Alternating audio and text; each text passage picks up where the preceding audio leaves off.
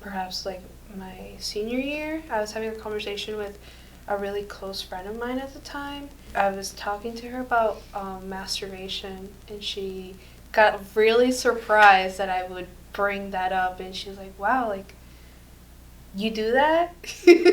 And we're talking about it? And I was like, I just remember thinking, like, yeah, do you not?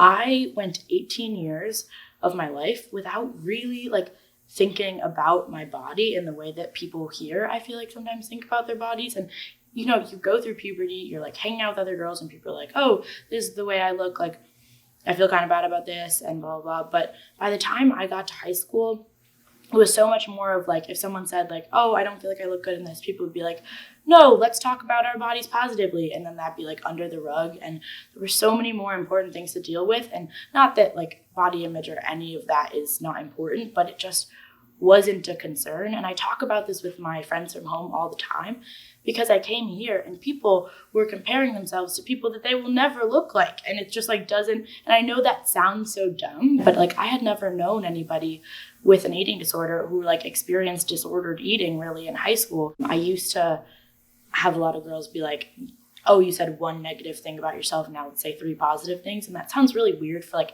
16-year-olds to be doing that, but I don't know where we picked that up. But just like not really like, not permitting that behavior, but like being like, oh, that's not good. Like that's not the way we should talk to ourselves. And then if you're like, oh, I don't look like her, being like, you weren't born that way. Like that's not the way you're gonna look. It's been a really strange adjustment to experience people constantly comparing themselves to something that is unorganic or something like that, or and it makes me unhappy. And I hope that people know that there's like places out there, like the places where I grew up, where you don't really have to think about that all the time. Before I really understood the mind-body connection, I was really trashing my body. That would lead to negative thought patterns, negative emotions, which just perpetuated behavior that would feed into the pain of my body and create even more pain and discomfort. And I was in this vicious cycle, and it was so disempowering. And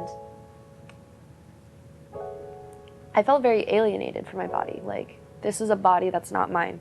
It's this horrible thing that I deal with.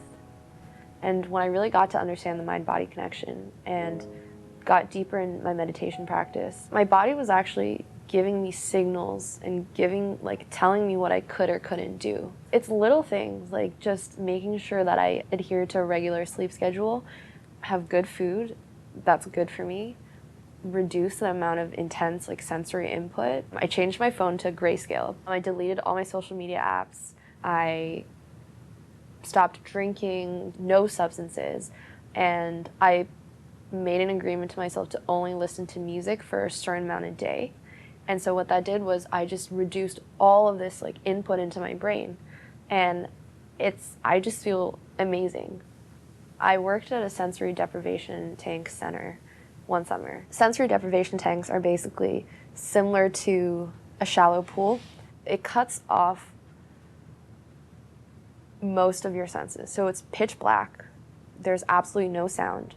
And when you're floating on the water, it removes the force of gravity, the weight, the gravitational pull. And so when you're lying there, it feels like you're weightless. And when you lie there long enough, it actually starts to feel like you don't have a sense of where your body's at anymore. In terms of the science behind it, when we reduce a lot of the sensory input from vision, sounds, and just the pull of gravity, our brain is able to process a lot of different information rather than processing everything else that it needs to process throughout the day. When people float long enough, the brain starts to shift into theta state, which is a state that it's can be achieved in moments of extreme creativity but only through long periods of meditation. And so in our day-to-day, it's pretty difficult to ever achieve theta. And so the practice of floating is to be able to reside in that state and really have the opportunity to expand your mind. I floated 3 to 4 times a week, and every float was an hour and a half long. And so over the course of 3 months, I think I floated 50 times. And that was just, I don't even have words to describe. It was just transformational. Like, I went in,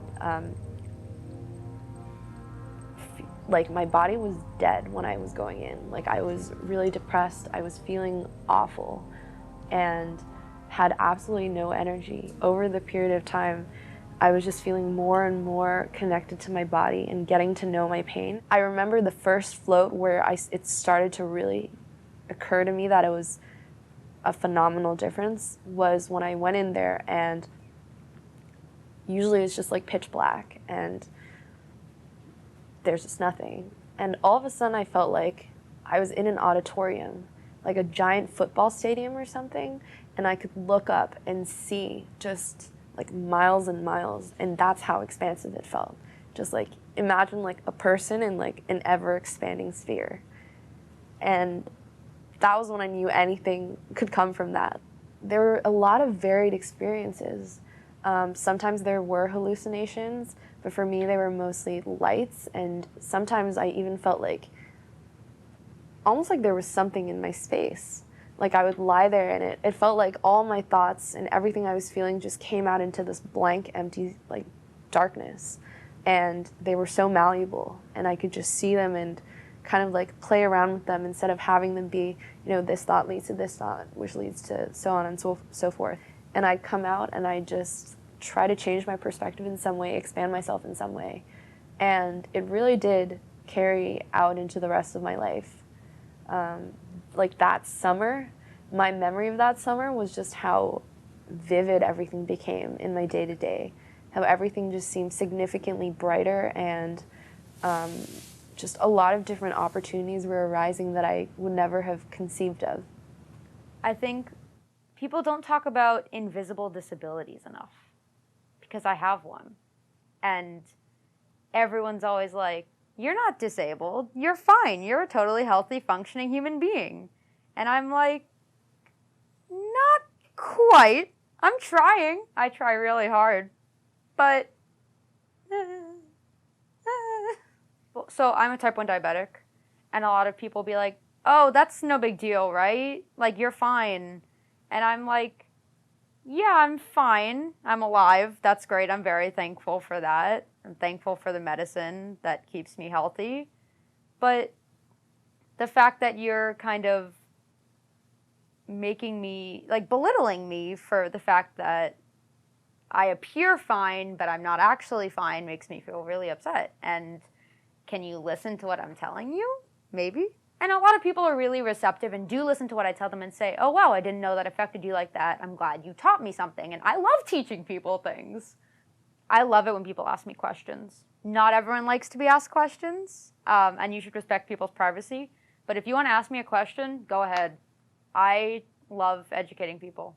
I think to anyone struggling with something like an invisible disability that might not be obvious on the outside, I would say everything you're feeling is completely valid, and you should believe that. I spent a long time questioning if my feelings were really valid or not, and I think everyone should feel that their feelings are valid.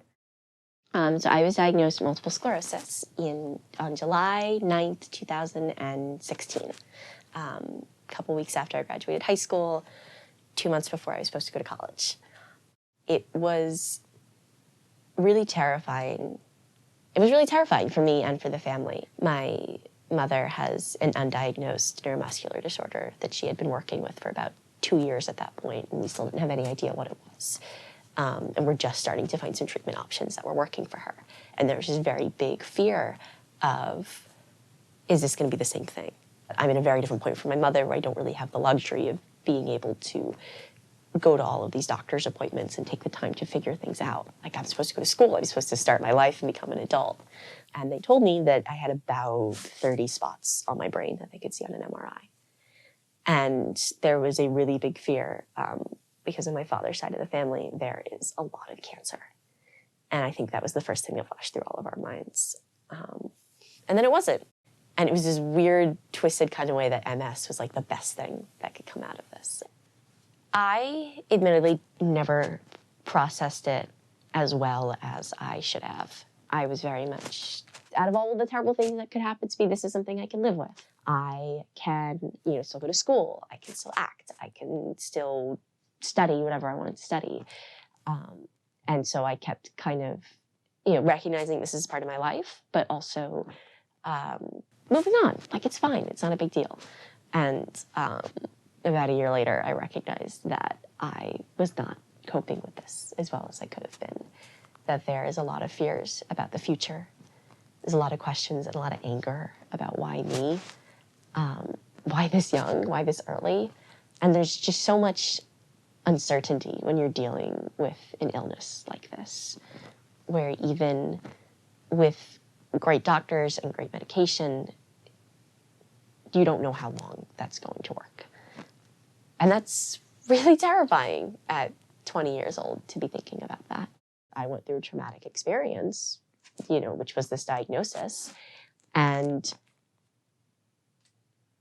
that affects how my brain works, and that affects how I view things. And then kind of look it in the eye and say, I'm gonna kick your ass. You're not gonna stop me from being who I am. You're a part of me, but you're not me.